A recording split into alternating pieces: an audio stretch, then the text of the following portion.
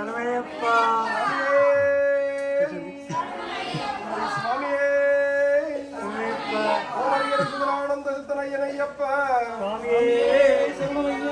சாமி சரணம்.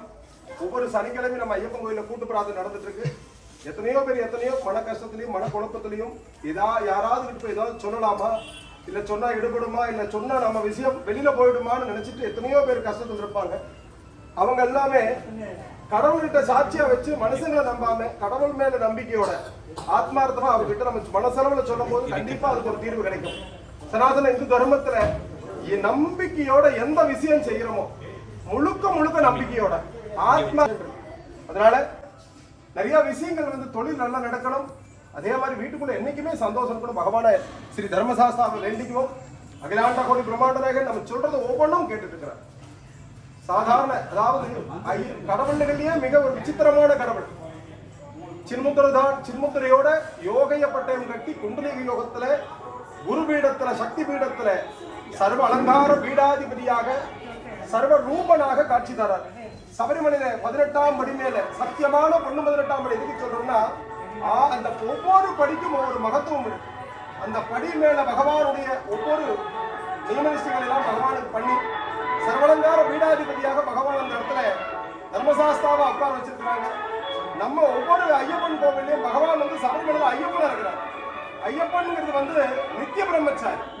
நம்ம இங்க இருக்கிற ஒரு தர்மசாஸ்திரா பூர்ணை புஷ்கலையோட தர்மசாஸ்திரா நியாயம் நேர்மை. இதான் தர்மசாஸ்திராங்கிறது என்ன அர்த்தம்னா எந்த ஒரு விஷயமா இருந்தாலும் தர்மத்தினுடைய பார்வையில தான் பார்ப்பாங்க.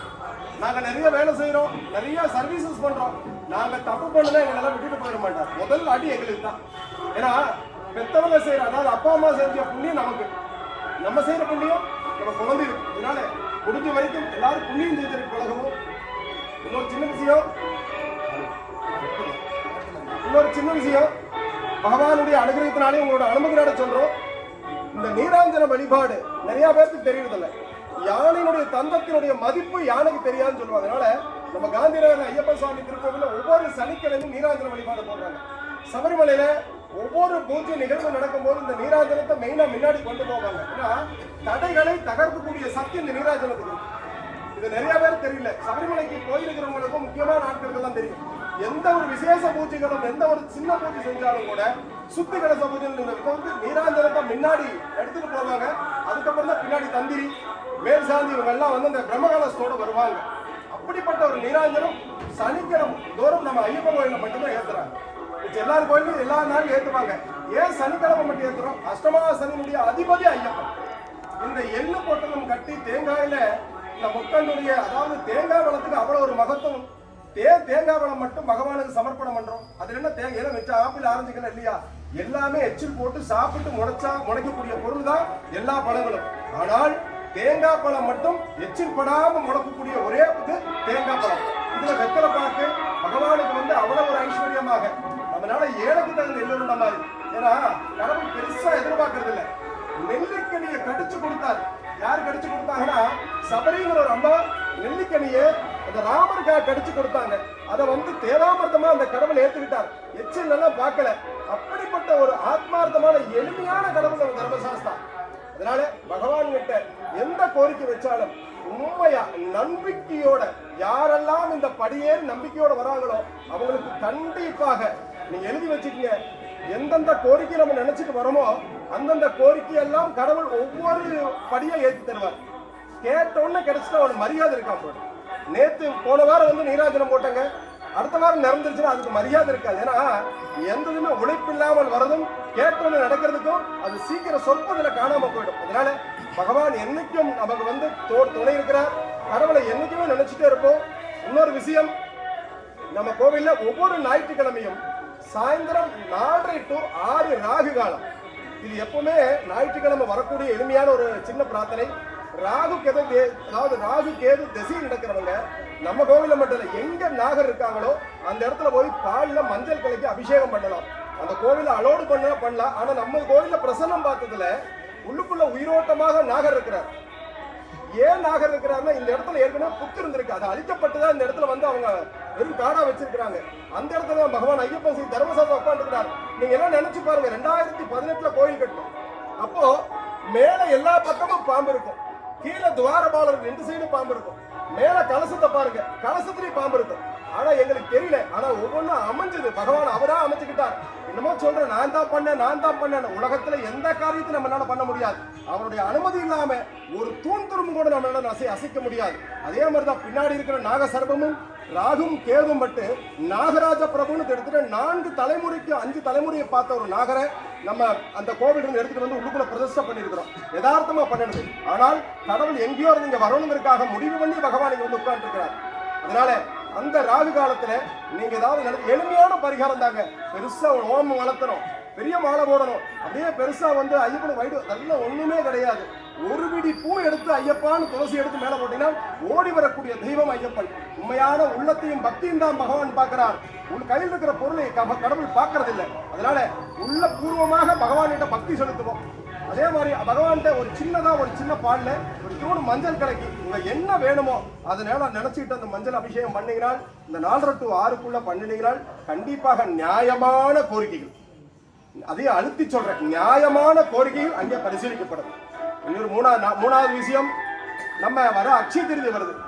அட்சய திருதிங்கிறது ஏதோ நகைக்கடையில போய் நிறைய கழுத்து நிறைய நகை வாங்குற அளவுக்கு இல்லை. டெய்லியும் டிவி பார்க்கும் போதெல்லாம் பயமா இருக்கு, எங்கேயோ போயிட்டு இருக்கு நகையுடைய விலையெல்லாம். இதெல்லாம் இல்லை. அட்சய திருதிங்கிறது சாப்பாடு போஜனம் பண்ணக்கூடிய நாள். யார் ஒருவர் வயிற்றுக்கு வயிறார சாப்பாடு கொடுக்குறீங்களோ, யார் ஒரு தேவைக்காக உங்களுக்கு உதவி செய்றீங்களோ அது உங்க பன்மடங்கு உங்க குடும்பத்துக்கு பெருகுன்னு சொல்லுவாங்க. அன்னைக்கு மகாபாரதத்துல அட்சய திருதி அட்சய பாத்திரம் பெற்ற அந்த உலகத்துல எல்லாருக்கும் அந்த படை சேனாதிகளுக்கும் முனிவர்களுக்கு எல்லாம் சாப்பாடு போட்டாங்க கிருஷ்ணனோட அவதாரத்தினால. அதை ஒரு காரணமா வச்சு அட்சய திருதிக்கு இன்னைக்கு வந்து கொண்டாடிட்டு இருக்கோம். அதே மாதிரி இதுல வந்து அதாவது நம்ம இதுல வந்து காலடியில் ஒரு கேரளாவில் ஒரு இடம் இருக்கு. அங்க ஆதிசங்கரர் பாடி, அதாவது கனகாதர ஸ்லோகம் பாடி ஒரு எளிமையான ஒரு ஏழை வீட்டுல போய் அந்த தாய் வீட்டுல போய் தாசம் அதாவது பிச்சை எடுக்க போகும்போது அவங்க எளிமையா இருந்து, அதுவும் நெல்லிக்கணி தான் கொடுத்த, கடிச்ச நெல்லிக்கணி தான் அவருக்கு பிரசன்னமா கொடுத்தாங்க. அவர் தேவாதினமா அந்த வந்து நம்ம ஒரு கனகாதர ஸ்லோகம் பாடி அன்னைக்கு தங்க நெல்லிக்கணி வந்த நாள் அட்சய திருதி. அதனால காமதேனு அவதாரமான நாள் அட்சய திருதி. அது மாதிரி நிறைய அட்சய திருதி சொல்லிட்டு கங்கை வந்து பூமியில அவதாரம் பண்ணின நாள் அட்சய திருதி. அதனால இந்த அட்சய திருதி அன்னைக்கு உங்க வீட்டுல மங்களகரமான மஞ்சள், அரிசி, பருப்பு, சர்க்கரை, செம்பு நிறைய தண்ணி எடுத்து வச்சு உங்களால முடிஞ்ச ஒரு சின்ன கொஞ்சம் காயின் ஒரு சில்லறை காசு எடுத்து வச்சு, பகவானே எந்த அளவும் எல்லா அளவும் என் வீட்டுல குறைங்கிறதே இருக்கக்கூடாதுன்னு பகவானை வேண்டிங்க. தண்ணி எடுத்து வைக்கிறப்ப உலகத்துல 3வது ஒரு உலகப்போர் வந்து அது தண்ணிக்காக தான் இருக்குன்னு உலகத்துல சொல்லிட்டு இருக்கேன். ஏன்னா மரங்கள் பூரா வெட்டிட்டு இருக்கிறோம்.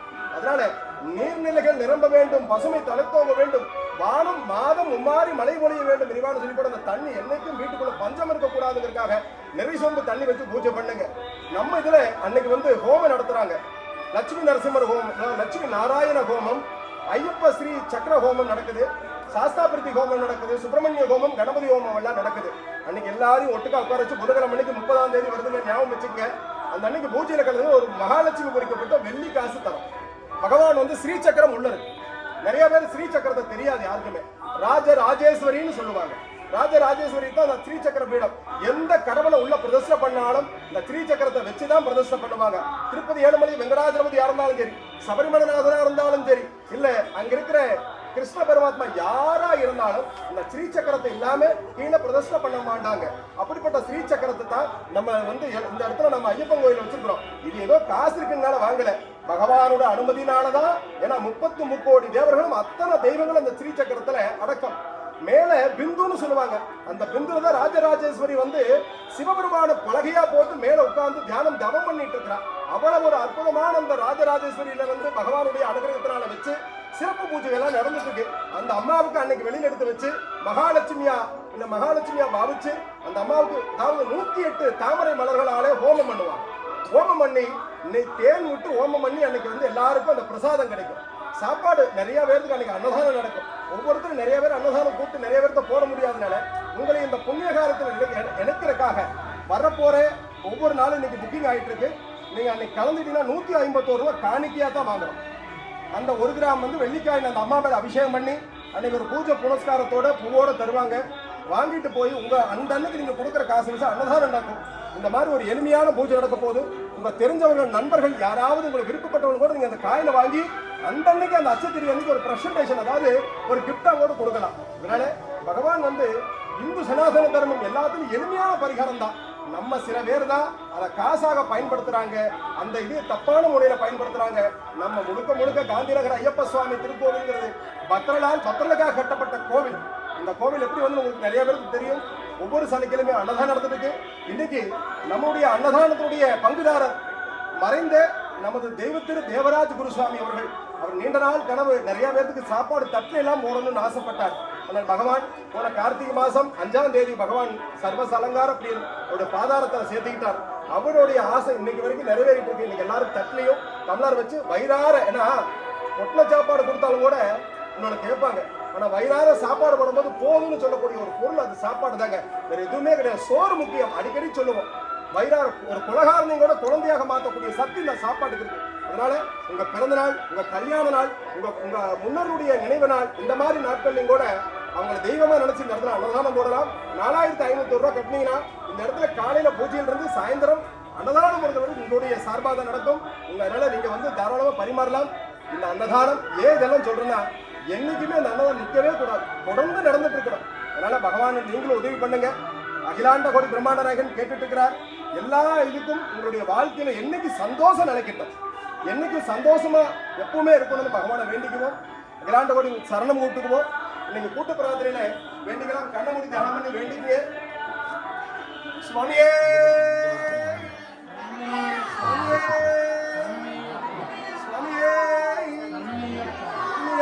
முடிதல் வேண்டும், நல்லதே எண்ணல் வேண்டும், திண்ணிய நஞ்சம் வேண்டும், தெளிந்த நல்லறிவு வேண்டும், பண்ணிய பாவம் எல்லாம் பரிதும் பணியை போல நன்னியனின் முன்னுங்கு நசிந்திடல் வேண்டும். அண்ணாய் அப்பாடான் வேண்டுதல் கேட்டல் புரிதல் வேண்டும், ஆறு இருக்கெல்லாம் அன்பு செய்யல் வேண்டும், எப்பாரும் எப்பதமும் எங்கடமும் சென்றேன் எந்தன திருப்புகளை ஏற்படல் வேண்டும், சிப்பாத மரணமேலே சத்தசிவமார்க்கம் சுத்த சிவமார்க்கம் திகழ்ந்தோம் அரிச்சோதி செலுத்த வேண்டும், தப்பியதும் நான் செய்யும் நீ பொறுத்தல் வேண்டும், தடைவாரனை பிரிகாதனையும் வேண்டுவனே.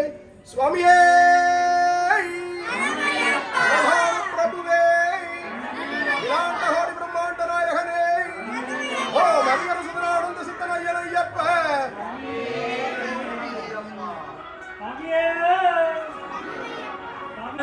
Opening cell